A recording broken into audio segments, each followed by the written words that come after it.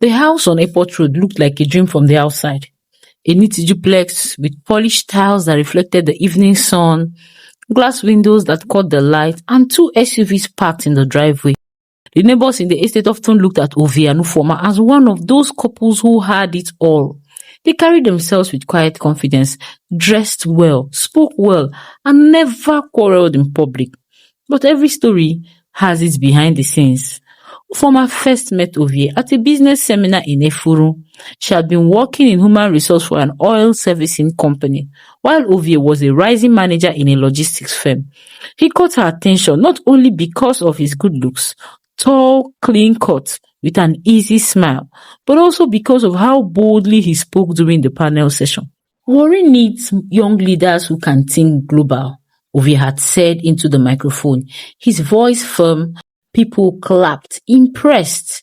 Ufoma found herself smiling too. After the event, he walked up to her as though it was the most natural thing.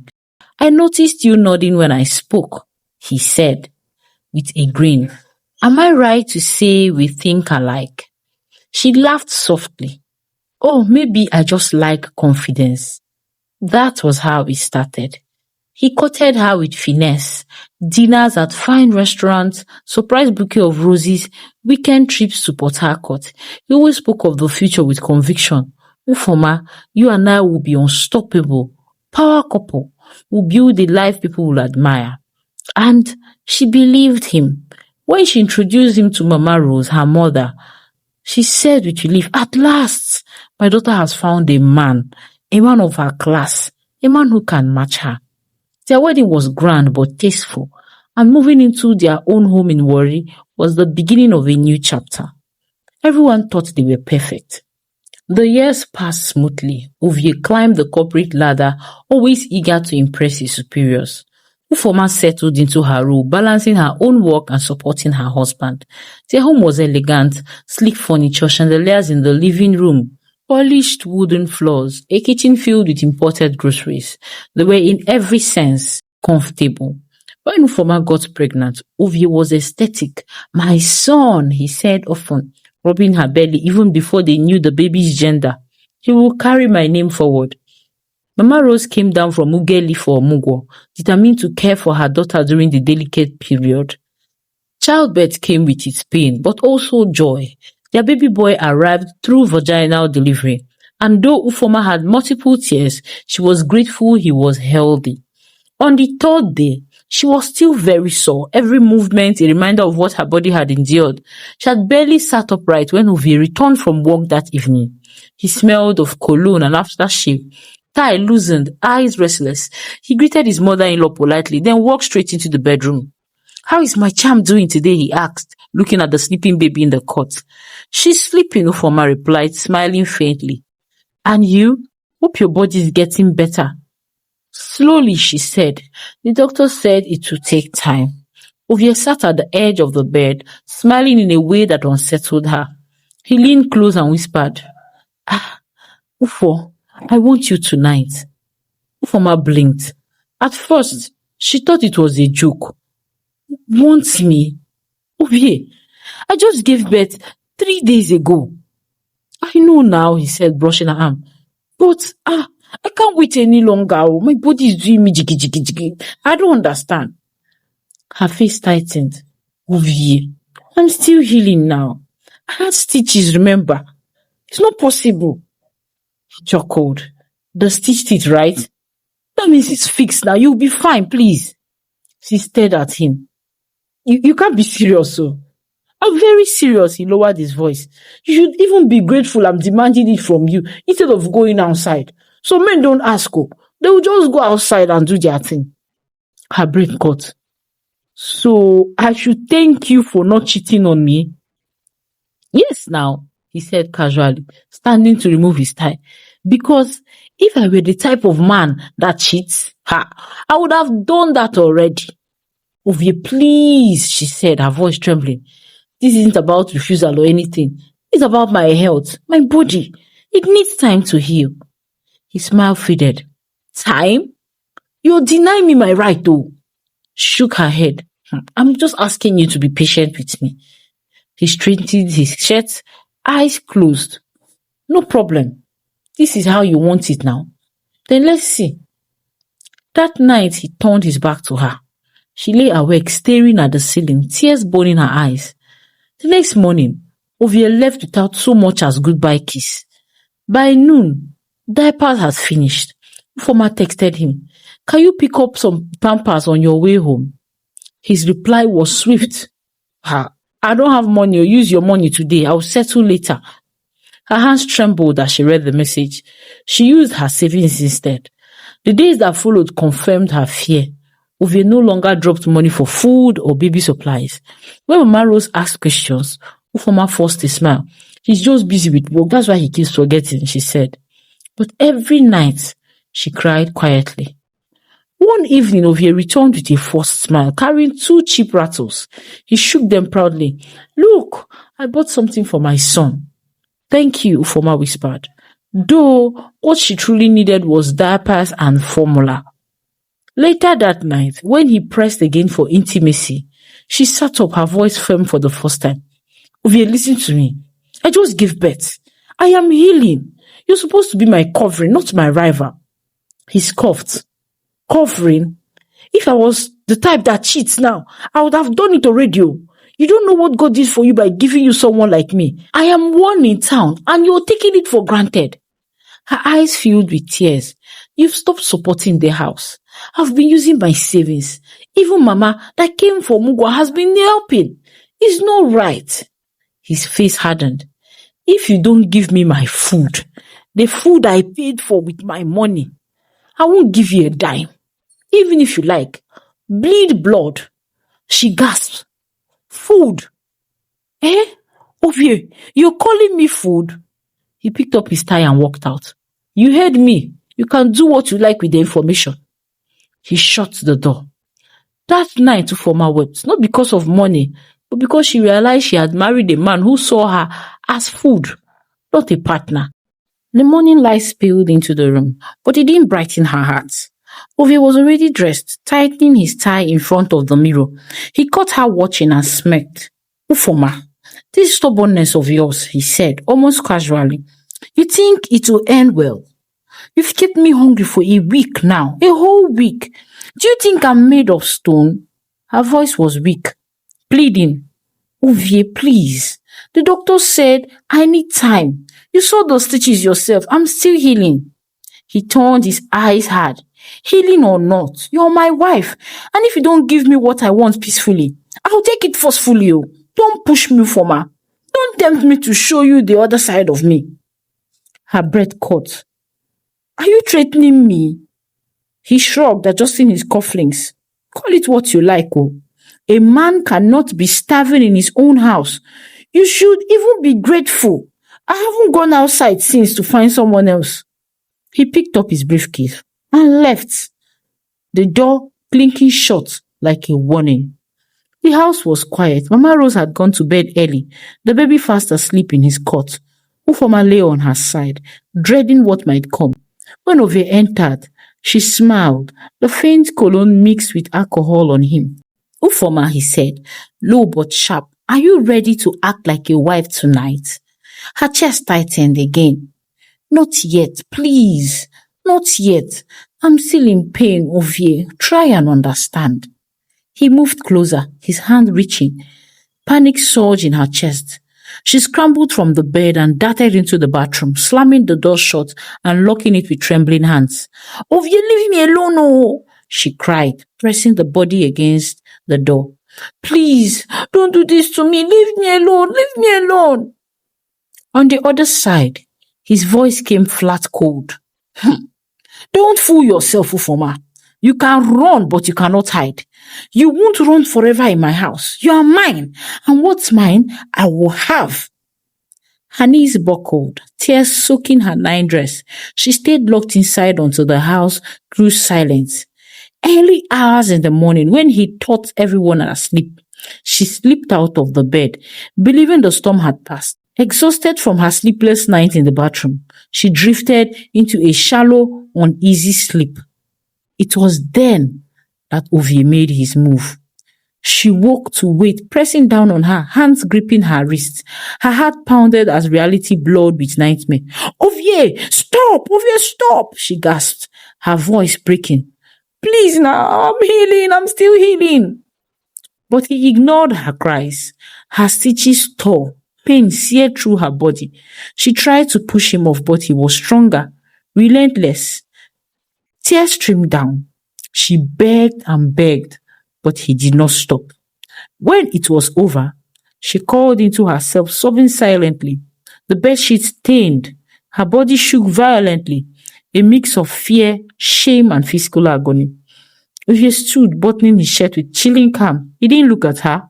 He looked at his reflection in the mirror. He looked at his reflection in the mirror. You are my wife, he said flatly, his tone as cold as iron. You starved me of my food. Eh? For how many days now? And still you're still holding back. You should even be lucky I crave you. With that, he walked out of the room to prepare for work.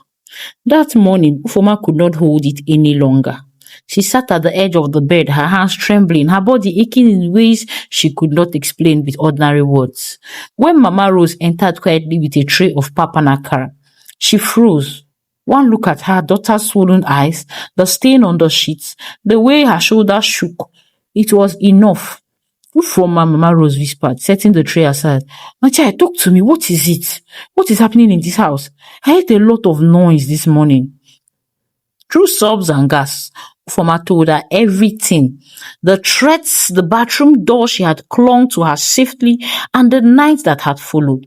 She spoke of the bleeding, of the cold words he threw at her after taking what she had refused. Every detail tore out of her like shades. Mama Rose's face darkened, her lips pressed into a thin line. When Ufoma finished, she sat in silence for a long moment, her hands folded tightly in her lap. Then she said with calm but unshakable finality, we cannot stay here another day. Your safety and that child's life are more important than what people will say. You will not die in this house, not while I'm still alive. Mama, Ufoma's voice was weak, unsure. Mama, but if I leave now, what will people say? They will call me a failed wife. Let them call you a failed wife while you're alive, Mama Rose said firmly. That is what matters.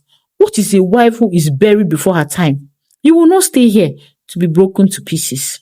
Her daughter broke into fresh tears, burying her face in her mother's lap. Mama, I'm afraid. Pack your bags, Ufoma. We are leaving here today.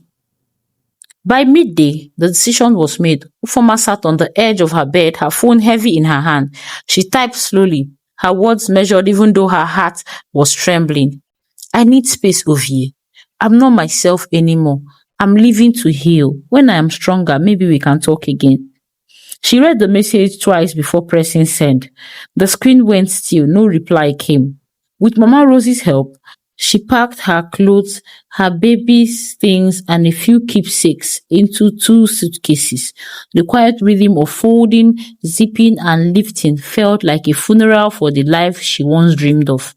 By late afternoon, they carried the bags out quietly. The baby stared in Mama Rose's arms, blinking against the sunlight. Ufoma paused at the doorway, her chest tightening. She wasn't walking away forever, at least not in her mind. She was stepping back to breathe, to protect the body, to find herself again. She looked at the polished duplex one more time.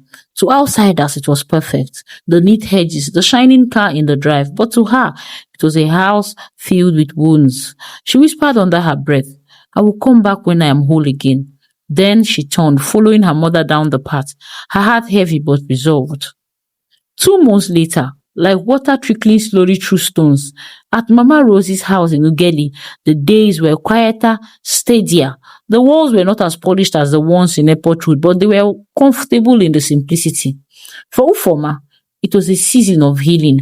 Her stitches had closed, her strength had returned, little by little.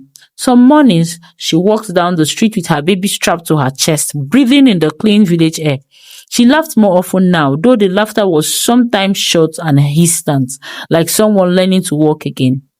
Mama Rose noticed. She would watch her daughter move around the house, humming softly and say, You're looking brighter now, Ufoma. Your face is no longer heavy like before. Yes, Mama, Ufoma would reply, smoothing her baby's hair. I'm actually stronger. Then after a pause, she would add quietly, I think I'm ready to face him now. Mama Rose's brow would knit together. Are you sure? Healing is not only in the body, it's also in the mind, oh. I know, Foma said one evening, her voice firm, though her eyes wavered. But I need to find out some things. Even if it means going back just to collect my things or hear his explanation, I cannot stay away from my husband forever. Mama Rose sighed, her hands folded on her lap. Well, if that is your decision, I will follow you. The journey back to Warri was tense as the car sped past the familiar landmarks, Ifuru Market, the large billboards and MPA Expressway. The busy junctions where buses shouted Airport Road. Ufoma's heart began to pound.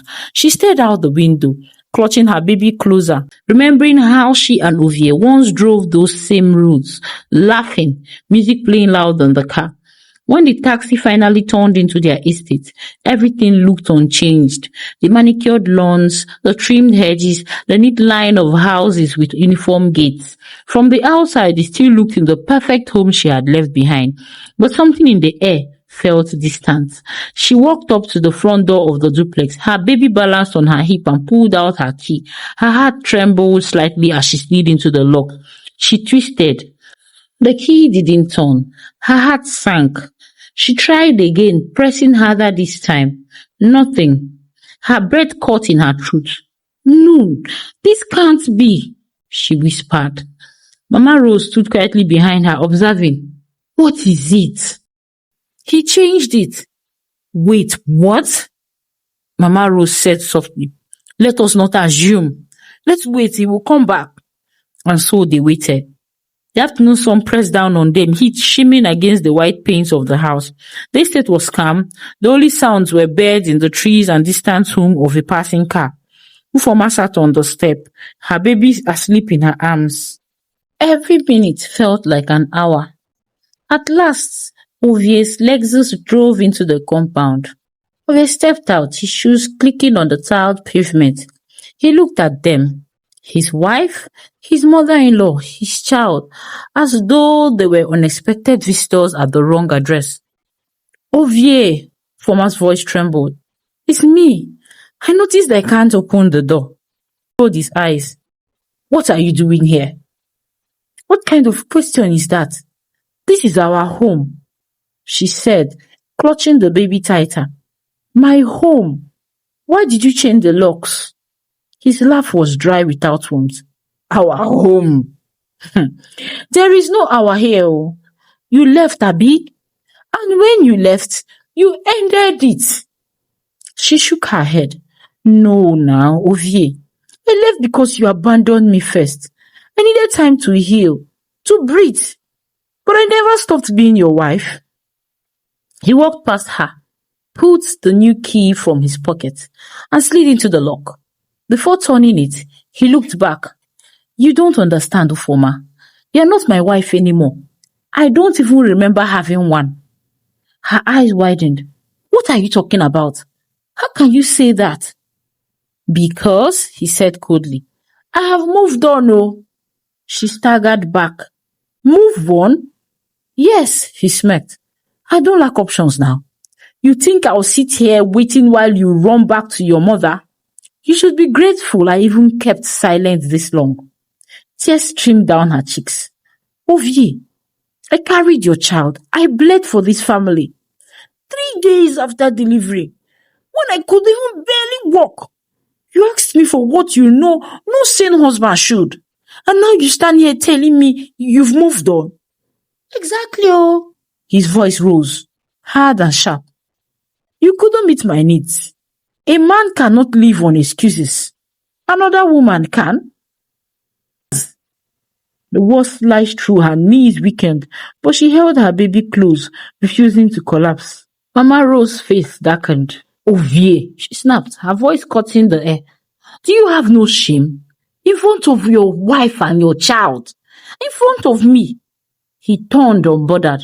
Mama, with all due respect, this matter no concern you. Your daughter failed as a wife. That's all I can say. I did what any man with sense would do. Failed, for my voice broke.